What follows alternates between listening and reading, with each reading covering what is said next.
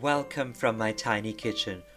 Watch this video and learn how to easily decorate Christmas tree sugar cookies with royal icing.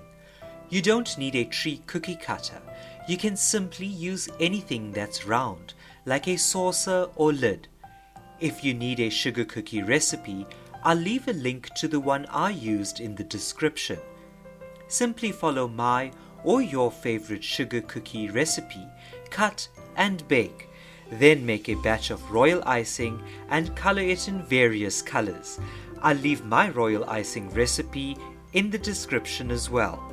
I hope you find this video inspirational. Remember, the variations of designs are endless. Time to get those festive creative juices flowing.